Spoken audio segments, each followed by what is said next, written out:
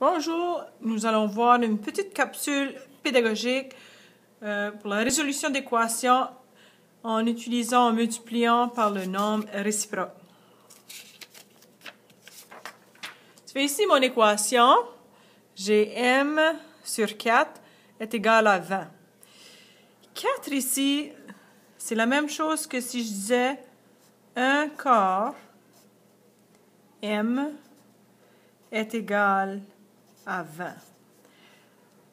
Parce qu'ici, j'ai mon coefficient qui est invisible. Alors, je vais multiplier, je vais isoler ma variable qui est m, et je vais multiplier 1 quart par le nombre réciproque, ou comme ceci, ça va être une fraction. Alors, l'inverse d'un quart, c'est 4 sur 1. Si je multiplie ceci ensemble, il ne faut pas oublier, qu'est-ce que je fais d'un côté, je dois faire de l'autre. Alors, si ici, j'ai multiplié mon 1 quart par 4 sur 1, je dois faire la même chose de ce côté-ci. Lorsque je fais le calcul, 4 multiplié avec 1, ça me donne 4. 1 multiplié avec 4, ça me donne 4. M est égal à, ici j'ai 20 multiplié par 4. J'ai 2, 4, ça me donne 8. J'ajoute un 0. Et vraiment, ça serait, parce qu'ici 20, c'est 20 sur 1. 1 multiplié avec 1. Alors, je n'ai pas besoin de mettre mon 80 sous forme de fraction. 4 sur 4, c'est la même chose. 4 divisé par 4, ça me donne 1. Alors, finalement, ma réponse, m, est égale 80. Ça fait, vous comprenez le principe?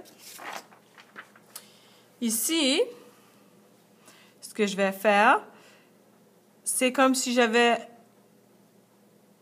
si j'étais pour transcrire ceci, c'est la même chose que si j'avais 1 sur 2 et 4 dixièmes m est égal 30. Alors, ce que je vais faire, je vais multiplier par le réciproque. Alors, l'inverse de 1 est 2, 4 dixièmes, ça va être 2 et 4 dixièmes sur 1. Qu'est-ce que je fais d'un côté? Je vais faire de l'autre. Multiplier par 2 et 4 dixièmes sur 1. Ça fait ici, ceci, ça me donne 1. M est égal, bon, 30 multiplié par 24, je vais faire ceci, 2 et 4 dixièmes. Je vais faire la multiplication, je vais multiplier 30 et 24 et par la suite, je vais ajouter ma virgule.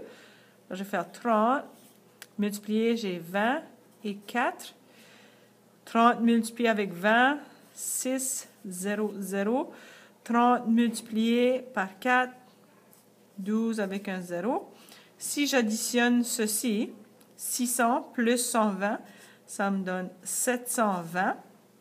Et si j'ai un chiffre après la virgule, alors c'est égal à 72. Alors m est égal à 72. Je vais continuer. Ici, là, on peut commencer à se poser des questions. C'est une équation qui est plus complexe.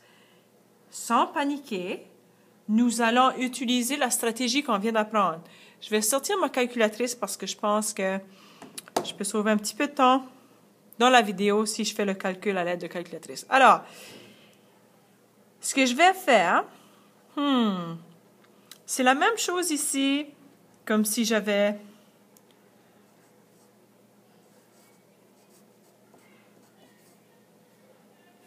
Alors, j'ai 301 et 5 dixièmes multiplié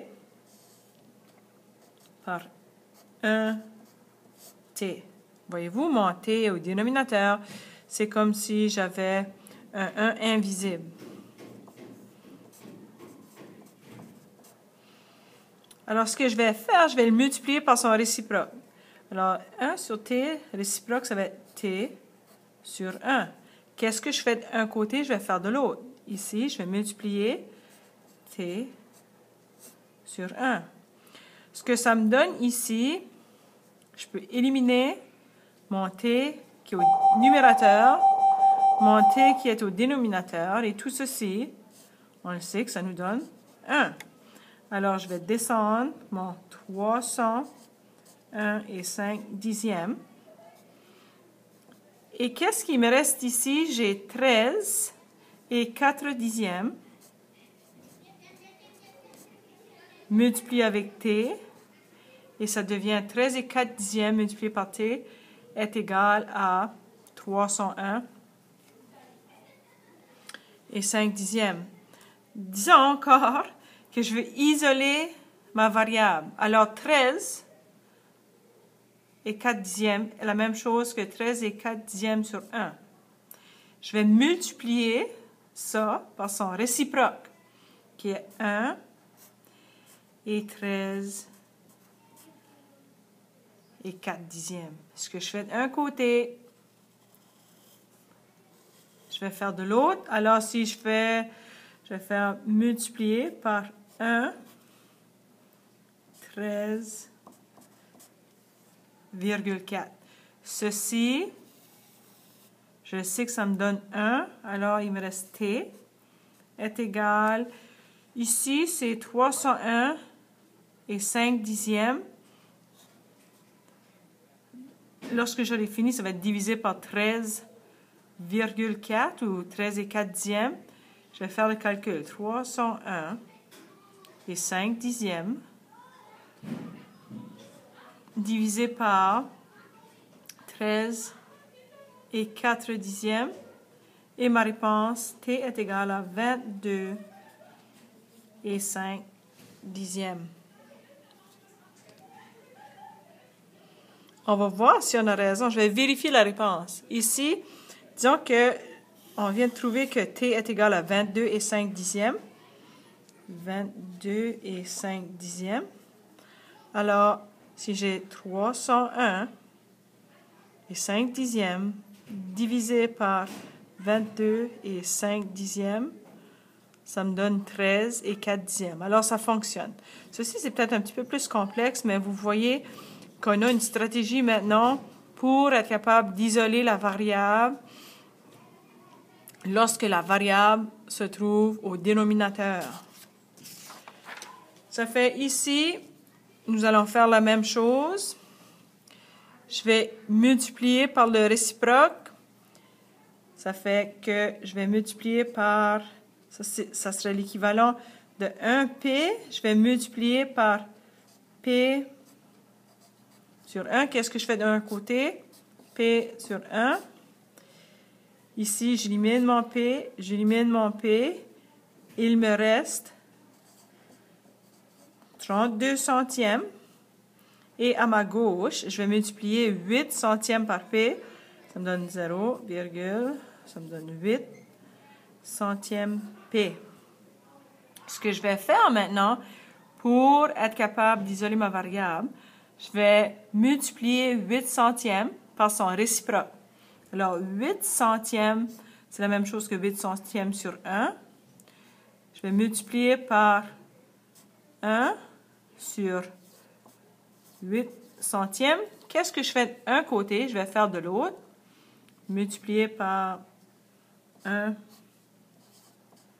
et 8 centièmes. Ceci,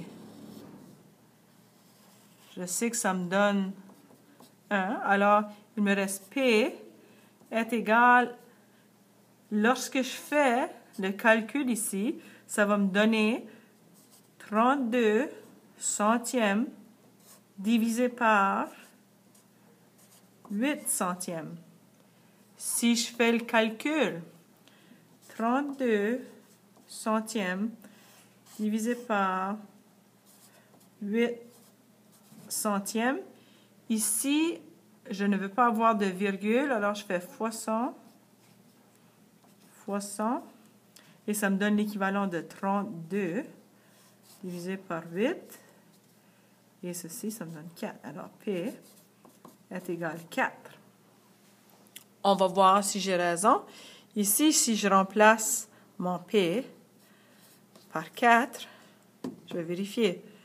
J'ai 32 centièmes divisé par 4. Et on voit que ça me donne 8 centièmes. Quelques d'autres petites questions. Disons qu'ici, vous trouvez que l'équation peut avoir de l'air plus compliquée. Voici, je vais vous montrer une petite technique qui peut vous aider. Alors, 25 centièmes, c'est la même chose qu'un quart. X est égal. 75 centièmes, c'est la même chose que 3 quarts. Ça fait ici, si je veux isoler ma variable, je peux multiplier un quart par son réciproque qui est 4 sur 1. Qu'est-ce que je fais d'un côté, je vais faire de l'autre. Je vais multiplier 4 sur 1. Alors ici, je sais que 4 fois 1, ça me donne 4. 1 fois 4. Alors ceci, je sais que ça va être égal à 1. Alors je vais descendre ma variable qui est x est égal. Je peux faire le calcul. Je peux dire 3 multiplié par 4, ça va me donner 12 quarts. Mais vous pouvez aussi faire ceci. Vous pouvez biffer parce que j'ai une multiplication ici. Je peux éliminer mon 4 qui est au numérateur puis mon 4 qui est au dénominateur. Et ça me donne, vous allez voir, ça va finir par vous donner 3. Mais si vous faites tout le calcul, vous allez finir par avoir 3. Mais il va falloir faire plus d'étapes. Alors, x est égal, si j'ai 12 divisé par 4, ça me donne 3. On va essayer ici. J'ai 3 dixièmes. 3 dixièmes sous forme de fraction. 3 dixièmes. Y est égal, ici j'ai à la droite, 6 dixièmes est égal à 6 dixièmes, 6 sur 10, 6 dixièmes. Ce que je vais faire ici pour isoler la variable, je vais multiplier la fraction par son réciproque. Multiplier par 10 tiers. Qu'est-ce que je fais d'un côté, je fais de l'autre. Multiplier par 10 tiers. Alors, ceci,